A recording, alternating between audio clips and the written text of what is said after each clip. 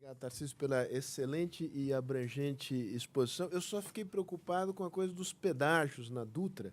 Você, por favor, não crie pedágios entre Pinda e Guará, que o governador Geraldo Alckmin vai ficar desesperado se você fizer isso. Mas, como... Bom, vamos fazer como normalmente fazemos. Philip, tem mais uma pessoa ali. E vamos... Nós teremos 3 perguntas e depois você as responde. E eu acredito que nós podemos ter 2 rodadas de perguntas. Bom dia. Queria cumprimentar os palestrantes pela excelente e iluminadora apresentações. E eu queria fazer um rápido comentário, pergunta, com relação à observação do Tarcísio. E, por favor, entenda, eu queria apontar um paradoxo, que não é necessariamente para o governo federal, mas você menciona uma relativa ausência de protagonismo no setor privado em relação às proposições, né, no setor de infraestrutura. O que eu acho que é curioso, no fundo, e paradoxal. Você tem um mecanismo de PMI que você diz que leva a um conflito de interesse, porque o proponente, às vezes, tem interesse em tomar concessão. Por outro lado, às vezes, alinha interesse ao mesmo tempo, né? E, por outro lado, você tem uma situação paradoxal pelo fato de que você tem agentes privados propondo e você vê uma incapacidade do setor governamental de processar essas demandas, né? Eu falo com uma certa autoridade porque a minha instituição foi uma instituição que talvez tenha mais investido em MIPs e PMIs nos últimos 5 anos, no entanto, sem ter obtido um certo eco positivo do setor público. E eu falo mais aqui em setor, na esfera municipal e estadual. A gente propôs muito e às vezes, provocado pelo próprio Estado, que pediu que nós modelássemos coisas, a gente modela e não tem a resposta porque não dá tempo, o ciclo governamental é muito curto, não era exatamente isso, etc., etc., e a gente faz com muita boa intenção. Eu queria ouvir muito a opinião sua. Essa parte, James, passa esse capítulo nosso brasileiro, implica muito a questão da robustez e transparência do sistema jurídico com relação a esse chamamento de concessão. É um grande desafio que a gente tem que enfrentar e eu queria muito ouvir a opinião de vocês com relação a isso. Muito bem. Mais uma pergunta ali no fundo.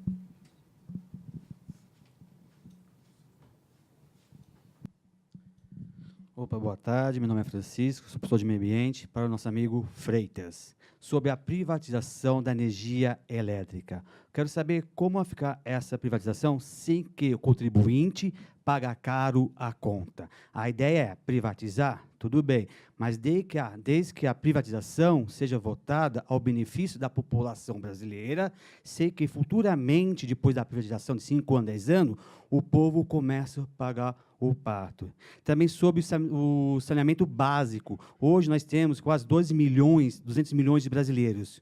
Segundo a ABS, 100 milhões de brasileiros não têm saneamento básico. Como você vê isso, essa infraestrutura de saneamento básico no Brasil? Muito bem. Ali à esquerda. Eu tenho 2 perguntas que são complementares. A primeira é que o governo está com vários projetos ferroviários para escoamento da safra. Nós temos uma expansão aí prevista da Rumo para trazer a safra para o sul. Temos a proposta da Ferrogrão e temos a Ferrosul, a Norte-Sul, que precisa ser terminada. Troca o microfone, porque você está instalando.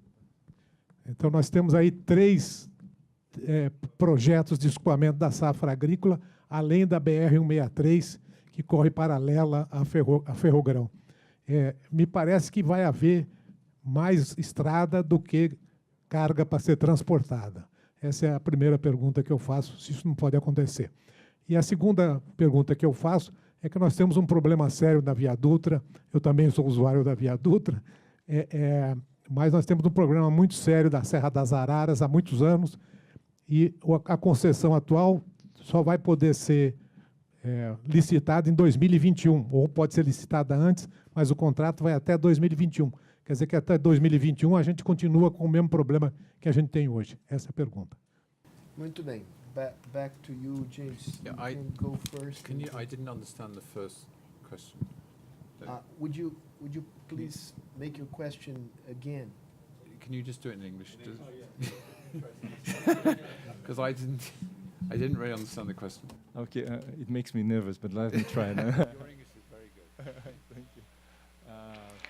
Nós temos um procedimento aqui no Brasil do setor privado para expressar suas intenções e os modos, e nós chamamos ele de PMI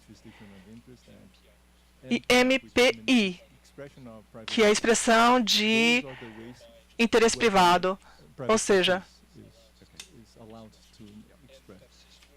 e o Tarcísio disse que há uma falta de protagonismo do setor privado.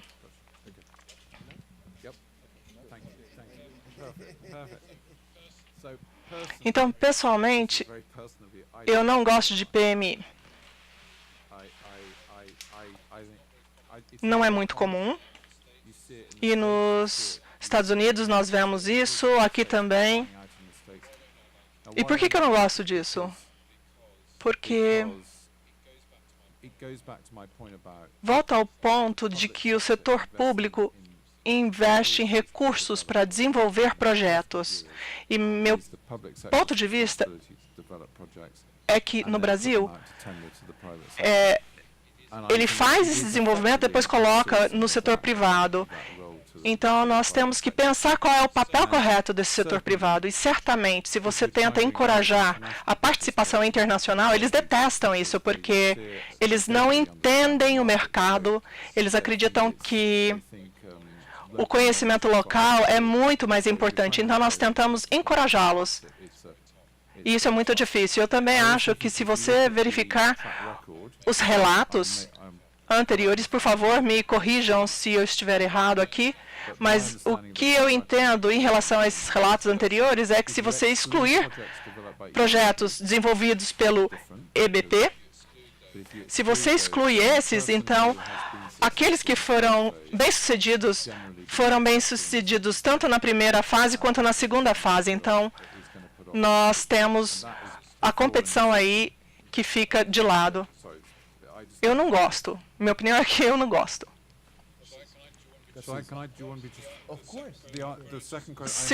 A segunda pergunta eu me interessei muito, que para mim é sobre as tarifas. É sobre precificação e sobre as concessionárias. E precificação que seja justa para toda a população. Então, ele falou de algo que é um tópico que vai além da eletricidade. O comentário que eu faria aqui, em relação ao Brasil e em relação a outros países, é que no Brasil agora vocês têm um sistema onde ou você tem um PPP, onde o governo paga, ou você tem uma concessão, onde o usuário paga. E há um espaço intermediário muito pequeno, e esse espaço intermediário é muito não popular. Ou seja, então, se as pessoas falam em concessão, as pessoas, na verdade, pensam numa concessão em que o consumidor paga por tudo. No restante do mundo, não no restante do mundo, mas se você analisar o Reino Unido, a Austrália, o Canadá, o governo define a tarifa, ele define essa precificação, e as pessoas vão ter uma licitação depois. Eles vão, na verdade, ter contratos que são estruturados tanto para capital ou para subsídios. E como eu disse, aqui no Brasil, isso é muito mais difícil, porque as pessoas tentam evitar isso a todo custo. Então, a ideologia que eu faria é que existem muitos hospitais públicos no Reino Unido e os hospitais são PPP. E eles não têm um custo alto. Os hospitais que foram construídos antes não têm um custo zero. E o problema aqui é, se você licita tarifas e concessões, então nós temos nova estrutura que tem um custo superior. E isso não é justo com os consumidores. E você conseguiria ter subsídios abaixo, tentando diminuir os impostos? Bom, por exemplo, as ferrovias, elas não são econômicas, então ela não se paga. Se você for bem-sucedido, você tem ela sendo paga de outra forma. Então, num projeto de ferrovias, você faz a licitação, você ainda tem concessões, mas o setor público coloca uma contribuição de capital muito grande aí. Falando em outras palavras, fala que a gente faz concessões administrativas, em que o governo paga 100% do subsídio, ou a gente faz concessão comum. A gente não está fazendo muita concessão patrocinada, que você cobra tarifa subsidiada, né, e o governo paga um subsídio também. Então, esse mecanismo de concessão patrocinada não está sendo utilizado no Brasil, e poderia ser muito bem servido em situações em que o projeto não é viável, subvencivo, somente com a tarifa, você pode subsidiar para que a tarifa não suba tanto. Muito bem. Tarcísio.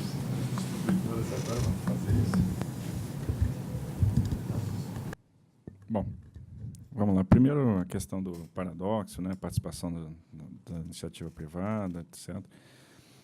Quando eu cobro um pouco mais de protagonismo da iniciativa privada, eu estou indo bem mais além.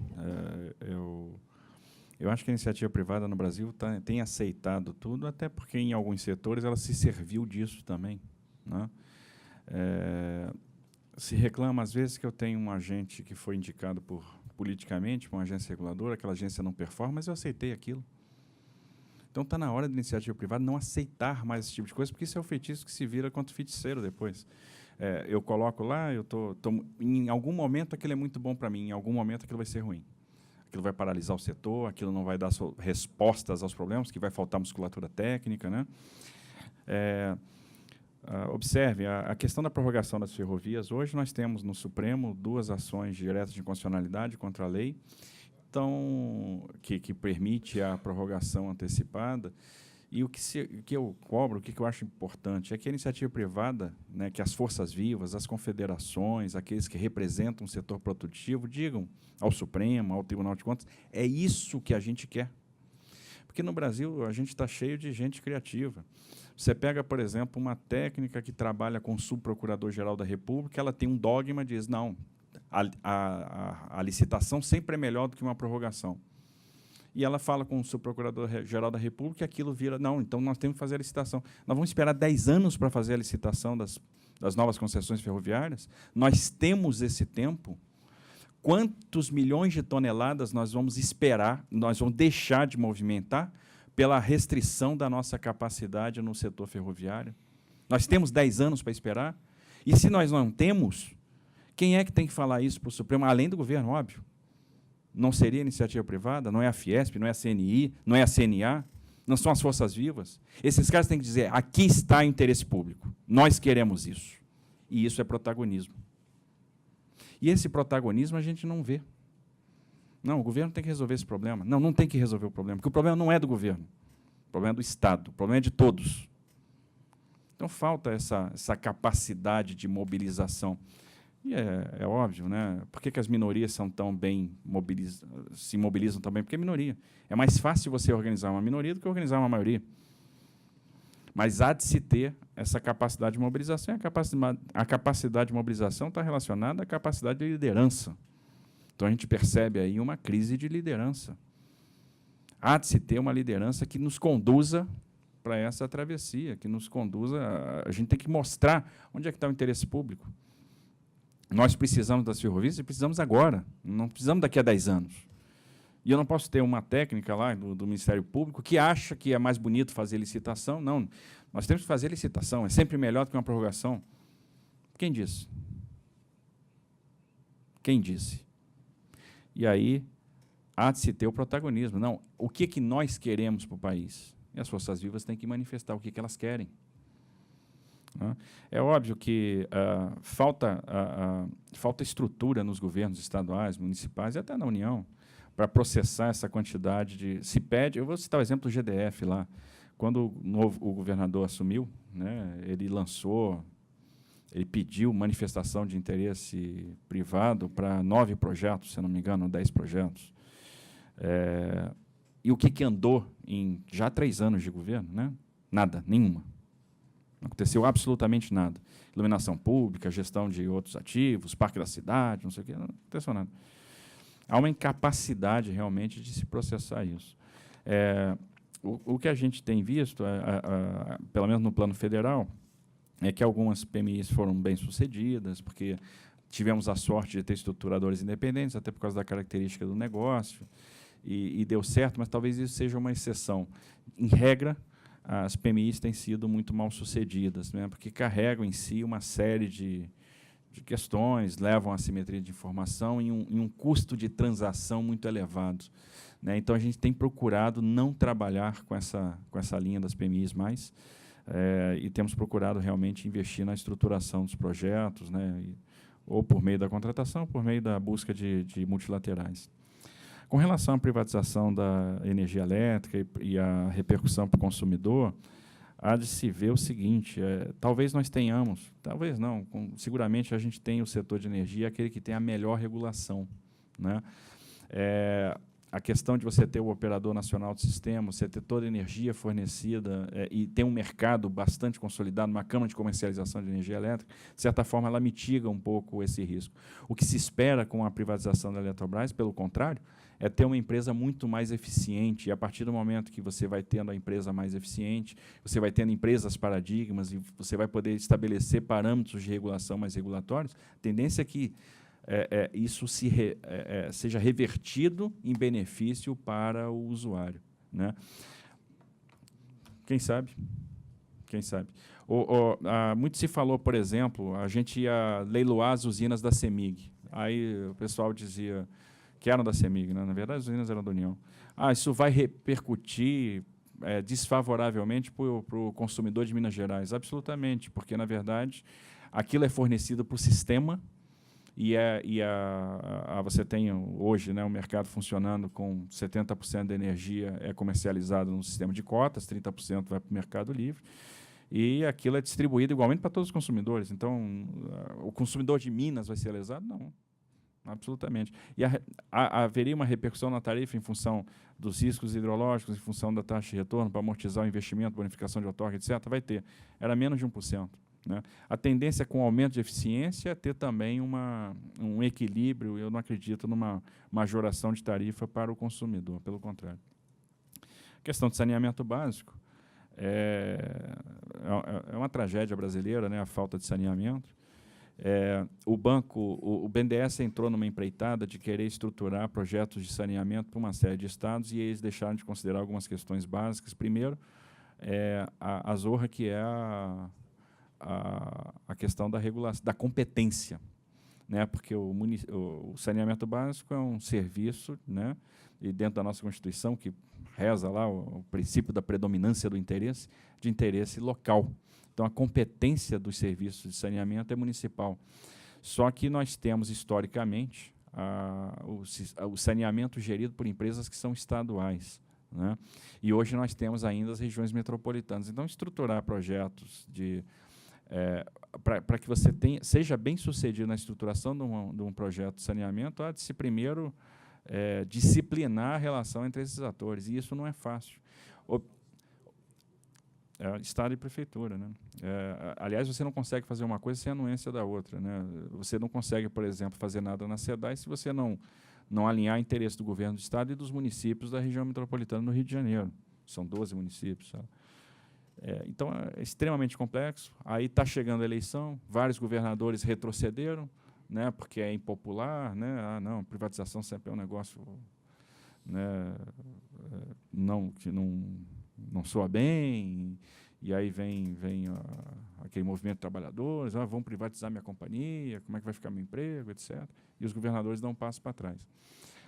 Primeiro, acho que há de se disciplinar a questão da regulação, né, a questão da competência, e como é que a regulação vai trabalhar a competência dos vários entes, para depois se pensar na estruturação de projetos, e não ia ser feito isso de uma forma simplista como o banco achou que ia fazer. Né? Então, é um negócio que, enfim, não ia dar certo.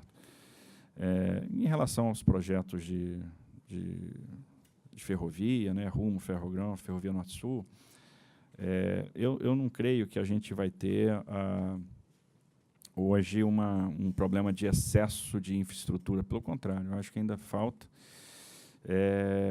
O que acontece? A gente precisa dar um choque de oferta. Como é que funciona hoje a precificação de frete ferroviário? Frete ferroviário é um percentual de desconto em cima do frete rodoviário. As concessionárias de ferrovia, elas aplicam um pequeno desconto em cima daquilo que é cobrado hoje na rodovia. Então, há uma flutuação do frete ferroviário, né, que ele gira sempre muito parecido do frete, está sempre muito próximo do frete rodoviário. Em alguns momentos, ele chega a superar o frete rodoviário. Há de se ter, aumentar a oferta. E, sobretudo, há de se proporcionar que nós tenhamos concessões diferentes brigando pela carga. Essas iniciativas são os primeiros passos para a gente ter, de fato, um sistema ferroviário. Porque, em termos de visão de futuro, o que a gente pode imaginar? Um operador na Norte-Sul, um operador da FIOL, que vai estar conectado à Norte-Sul, quando a FIOL estiver chegando até Figueirópolis, né? Então, a FICO chegando na Norte-Sul, o usuário vai poder optar, bom, eu posso levar minha carga para o Porto de Itaqui, eu posso levar minha carga para o Porto de Ilhéus, eu posso descer minha carga para Santos, o que vai ser? E aí eu vou ter um excesso de capacidade. Quando eu tiver excesso de capacidade, a questão do direito de passagem deixa de ser um problema. O direito de passagem é problema quando você não tem capacidade. Porque a melhor coisa para um concessionário de ferrovia é abrir a ferrovia dele para um outro usuário passar. Ele tem uma receita, que é interessante, e um custo de manutenção que é extremamente marginal. Então, quanto mais ele abrir a ferrovia dele, melhor. A MRS tem uma parcela importante de receita ano em função de direito de passagem. E aí vai haver realmente competição pela carga e capacidade ociosa que possa ser usada por operadores ferroviários independentes, enfim. A 163 é uma saga que está chegando ao fim, né? Faltam pavimentar 160 quilômetros. A gente tem lá, na verdade, quando a gente vê as filas ano a ano lá, isso se dá em 20 ou 30 quilômetros que não estão sequer terraplanados, a rodovia ainda está em leito natural, que onde não está pavimentado, mas já está terraplanado, a gente já não tem fila, já não tem problema. E, na verdade, há uma possibilidade, há uma capacidade de expansão de produção muito grande, e essa expansão de produção não se dá por falta de infraestrutura. Então, eu acho que mesmo você prorrogando a Rumo, que vai ser a primeira concessão ferroviária a ser prorrogada, que vai ter lá uma carga de investimento importante, e isso vai aumentar muito a capacidade, fazendo Ferrovia Norte-Sul, mais a BR-163, a gente não vai ter problema de excesso de oferta, e esse excesso de oferta poderia, por exemplo, matar um empreendimento ou outro. No caso das ferrovias, isso é bastante notório, né? Muita oferta pode matar uma ferrovia, né? Pelo fato de ela ser bastante intensiva no capital. Mas não creio que isso vai acontecer de forma nenhuma. Eu acho que, pelo menos todas as simulações que a gente tem feito mostram, a gente tem demanda para todos esses empreendimentos, né? Uma Ferrogrão, por exemplo, entrando, ela vai capturar 35% da carga que vai ser produzida no Mato Grosso. Nós vamos continuar abastecendo Ferronorte, Malha Paulista, enfim. Eu acho que tem carga para todo mundo. I'm afraid we have ran out of time. I will abuse my prerogative. I'll make the final two questions. Uma em português, Tarcísio, relativa à questão das ferrovias. Estou longe de ser um especialista, mas me lembro que, digamos, viabilizar o investimento privado nas ferrovias é das tarefas mais difíceis nessa área de concessões e privatizações. O governo anterior tinha obsessão pela ideia da garantia da demanda e com isso, digamos, enfiava um caminhão de subsídios. Você mencionou várias vezes, temos aqui qual é o modelo que este governo vem adotando para viabilizar um investimento em ferrovias? And the other question is to you, James. É relacionada ao investimento chinês em infraestrutura. Você falou de um exemplo da Austrália, onde eles cancelaram a concessão, o processo de concessão ou privatização por conta da política. Como você acessa esse investimento chinês? Porque por trás desse investimento da China, nós temos o Estado. Nós temos um problema falso ou é um problema real? Que as nações e os estados nacionais do mundo deveriam pensar sobre como resolver.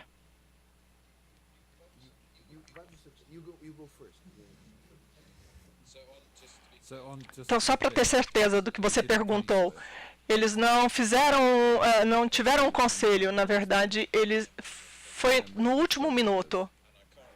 E eu não consigo lembrar onde, mas eles perderam cerca de $1 bilhão nisso. Acredito que 1 ou 2 bilhões, acredito que foi 2.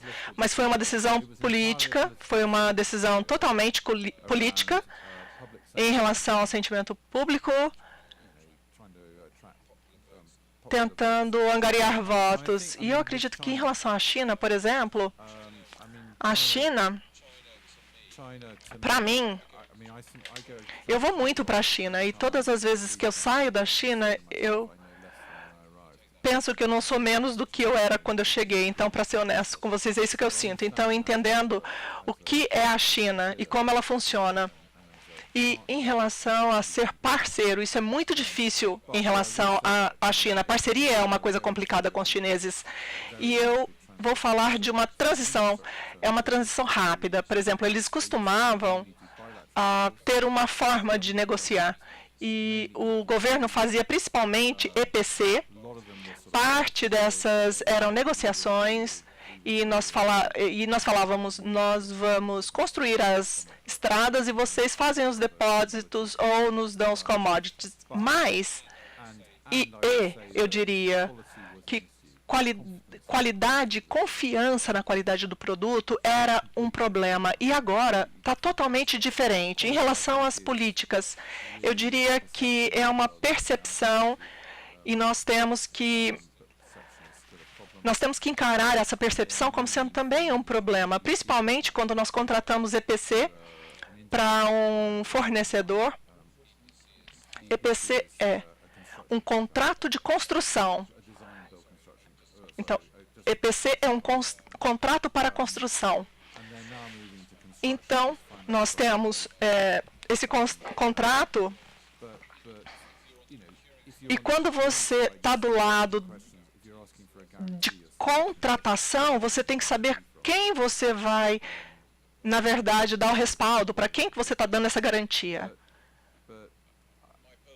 Mas a minha visão pessoal é de que a China cada vez vai se fortalecer mais e vai se tornar mais forte. Eles vão continuar fazendo investimentos estratégicos e o que eu quero dizer com isso é eles vão continuar fazendo ofertas não comerciais.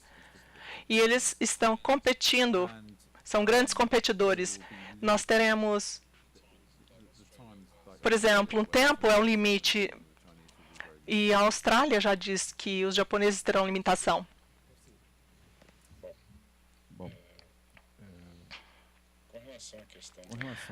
With regard to the model to make the investments in railroad feasible, probably this question is the one that we ask ourselves every day.